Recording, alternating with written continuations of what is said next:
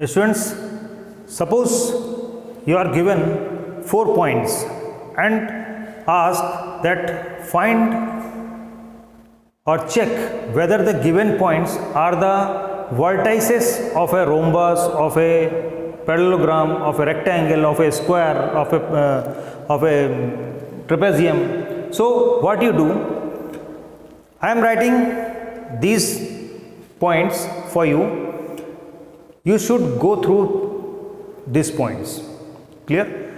Because according to this important notes, you can find easily whether the given points are the vertices of any shape or not. Clear?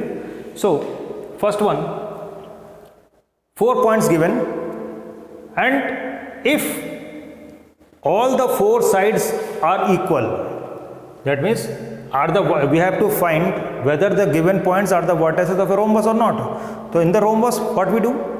All the sides, we will find the distance between all the sides or all the lengths. Then if all the 4 sides are equal, then it is a rhombus. Simple, that's all.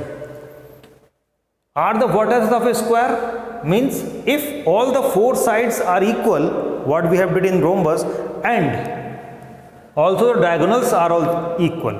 मतलब चारों sides के length भी equal होनी चाहिए और दोनों diagonals का length भी इक्वल होना चाहिए. That means the given points are the vertices of a square. Third one, are the vertices of a parallelogram if opposite sides are equal.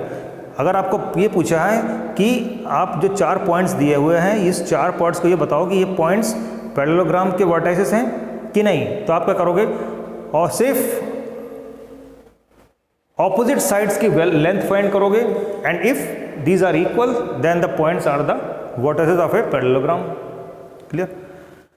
Now in the fourth, are the vertices of a rectangle if opposite sides are equal and diagonals are also equal. Opposite side तो equal होने के लिए क्या करना है, किसके लिए करना है, पैरेललोग्राम के लिए करना है. और इसके साथ साथ अगर डायगोनल्स की लेंथ भी इक्वल हो गई, that means it is a rectangle. Clear? So rhombus, square, parallelogram, rectangle, 4 shapes.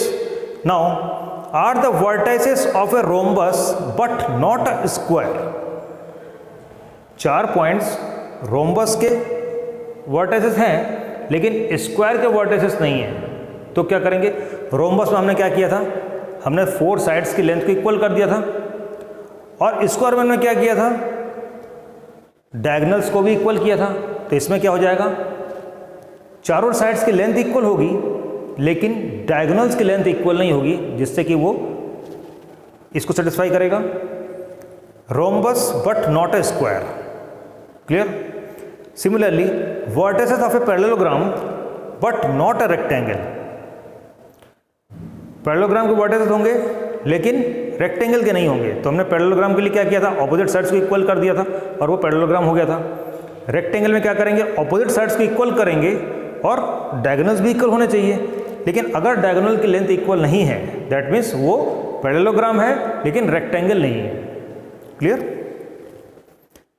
3 points. अभी 3 पॉइंट्स की कोलिनियरिटी प्रूफ करने के लिए क्या होता है, if 3 points ABC are not collinear.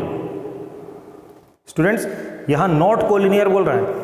अगर 3 पॉइंट्स ABC है और वो तीनों पॉइंट्स कोलिनियर नहीं हैं, तो उसके लिए क्या होना चाहिए, AB plus BC is more than CA, BC plus CA is more than AB, AC plus AB more than BC. अगर ये तीनों पार्ट सेटिस्फाई हो रहे हैं, that means 3 points are not collinear. हम एक चीज़ और भी कर सकते हैं कि AB plus BC is not equal to CA, BC plus CA is not equal to AB, and CA plus AB is not equal to BC. ये भी कर सकते हैं. Okay, so students, note down this all points